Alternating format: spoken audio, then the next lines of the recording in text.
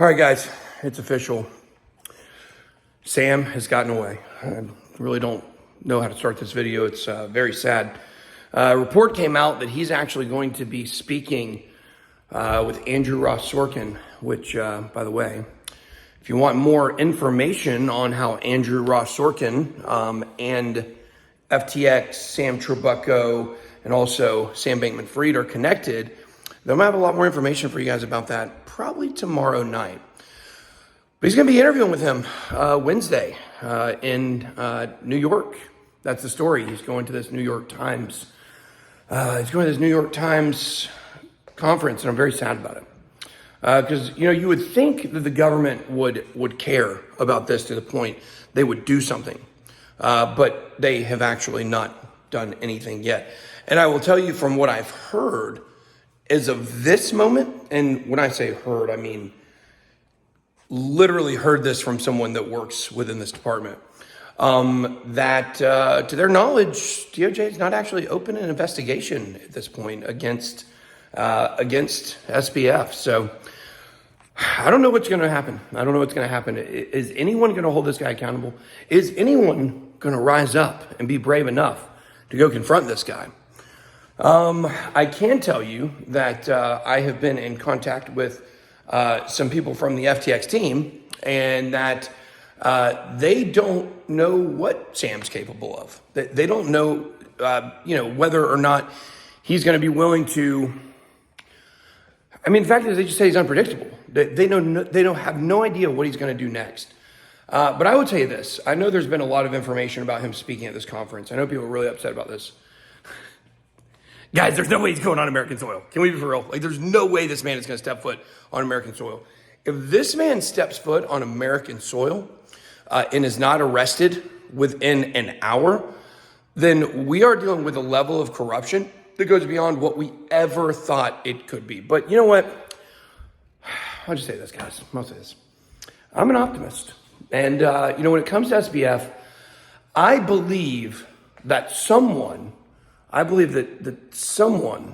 is going to, I believe someone's going to step up here. I think somebody's going to step up, and they're going to do the right thing. Someone is going to step up, and they're going to hold this guy accountable. Someone is going to step up, and they're going to go to the Bahamas and hold this man accountable when nobody else would. I don't know who the person's going to be. I really don't. I don't know who the person who is going to step up to make this bold, dangerous action. But I don't know in the comments, who do you think it should be? Who do you guys think should go to the Bahamas and confront Sam Bankman-Fried? I mean, you guys know I'm out. My wife already said I can't go. So I don't know what to do, You guys like my NFT TVs back there? Those are not NFTs on them right now, but we're going to put NFTs back there. So super exciting stuff. A couple updates, guys. Number one, happy Thanksgiving. It's a day every year where you should reflect. But guys, if you're not being thankful every day, I sound like a motivational influencer right now. But in all seriousness, if you're not being thankful every day, you're doing it wrong. If you have problems being grateful, make sure that you guys make a list every day. Just make a list of 5 things, just 5 things. 5 things you're grateful for. Grateful for your family, grateful for your friends, grateful for new friends, grateful for, crypto, thankful for SBF, thankful for FTX. Thank you to the FTX Risk Management 2022 team. But in all seriousness, guys, it is something where I know the market's down. I know people are upset. I'm going to die. Be thankful for your breath. Be thankful when you don't choke on the show. Yesterday I yawned, today I coughed. But the fact is, guys, I know the markets are down, but you know what? It could be worse. You could be like me. So let me give you guys a little Thanksgiving story here. Little Thanksgiving story. Last year on Thanksgiving, I went and played a game of football with some kids and their dads. Of course, my kids went. We played football. The last drive of the game, the game-sealing interception, I jumped up and I tipped the ball. Probably 60 pounds heavier, too. Remember that? Tipped the ball up, came down, fell on the ground and got it, and I pulled my groin. I had my groin pulled for 3 months. I had to go to physical therapy to get it fixed. So my wife says, don't go. Please don't go. You're going to get hurt. I said, no, honey, that's not true. I'm in much better shape than last year. I'm not going to pull my groin. Things are going to go great. So what happens? The game's tied.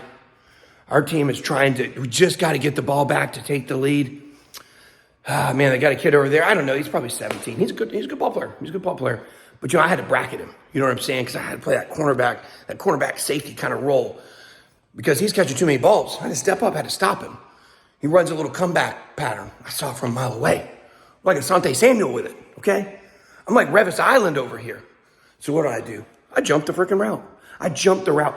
And I literally dive, and just cradle the ball and hit the ground. And I flip over, and I landed right on my left butt cheek. My butt got so unbelievably swollen, I had to go to urgent care today. So we had all our employees over today. I know we're just talking today, guys. Had my entire office, or not entire office, but we have a lot of people that work out of state.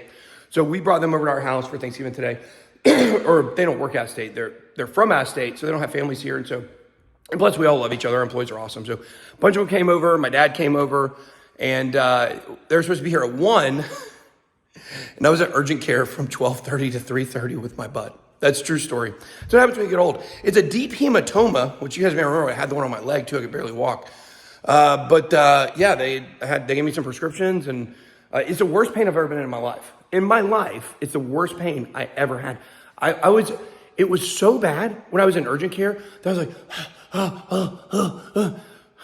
A nice old lady, she was a very nice old lady. She came and she brought me a chair to prop my leg up. And she was like, I've had problems with my legs forever. They have to give me shots. But you look like you're worse than I am. It was very humbling.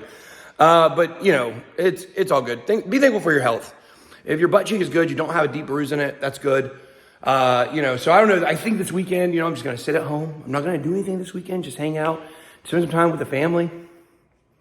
And, go to Miami next week. We'll be in Miami next week for DecentraCon. So look to see you guys there. Last thing I want to say is a big shout out to Unbanked. I'm going to talk about this a little bit on the stream tomorrow. Big shout out to Unbanked. They actually removed Tom Tiedemann. You guys know he doxed my family, doxed my house, put my family's safety in jeopardy. And I will tell you guys this: I've made a decision this weekend to tell you guys about something that occurred to me and my family in the last 6 weeks. And you guys are going to be shocked. You guys are going to be shocked at it. And I think at that point, people are really going to start to understand how dangerous this can be when people come against you on social media. But no matter what happens, just remember, I'm never scared. I'm not scared of some guy on the internet. I'm not scared of a guy in real life. I'm just not scared. It's just the way I'm built. So your guy, Tom Tiedemann, of course, doxed my address. And thank you to Unbanked. They're a local Atlanta company. The company had nothing to do with it. What Tom was doing, they were shocked. They had a hard time coming to terms with it. He really did it because he's like, I was hacked. It wasn't. I have screenshots from a long time ago proving that he actually did it. And it's a kind of situation where it's sad for them because I know the BitSquad attacked them relentlessly, and it wasn't really about attacking Unbanked. So we're going to do our part to talk to Unbanked and try to, straighten it out because they're good people. I actually interviewed Daniel Goldman years ago on my channel when nobody knew who I was. It used to be called Turnio and Block Card and stuff like that. But I think it was Block Card. Then they went to Turnio, and now they're Unbanked. A bunch of rebrands, but it's fine. They got some really cool stuff in the works. But I just want to say thank you to them for doing the right thing. And thank you to the BitSquad for always supporting. And like I said, probably when I get back from Miami, we're going to tell you guys what happened to me about 6 weeks ago. And, it's going to have reverberating effects across this industry, I believe. It's nothing compared to the FTX stuff. It's nothing to do with money. It just has to do with safety. And, you guys are going to see, like, time after time, people would just keep swinging at me. But I don't have a glass jaw. They can just keep swinging and swinging. But the BitSquad has always got my back. So happy Thanksgiving, guys. I just want to come on here, talk to you guys for a minute, let you guys know what's going on with SBF. There's some other stuff I want to talk to you guys about probably next week regarding Solana. I think you guys are going to be shocked at some stuff. I'm still waiting for some evidence to come through my hands. Once I see the evidence, then I'll feel a lot better. I know this is going to be surprising to people because people think I just run off in the mouth. I don't go off conjecture. I wait till I have evidence to prove what I'm about to say. And that's really the thing that gives me the most power because people can't stop what they know is real. So shout out to the BitSquad. You guys are the best. Happy Thanksgiving. Next Thanksgiving, we are going to be gearing up for the halving, gearing up for the bull run. It's going to be absolutely awesome. I do believe it's going to happen. It's not guaranteed. Maybe we go to a 10-year bear market. Maybe Curtis Savvy's right. I think he's wrong. I think 4-year cycles are going to hold out. Let's get it. That's all I got. Be blessed. Happy Thanksgiving to you and your family. Good boy out.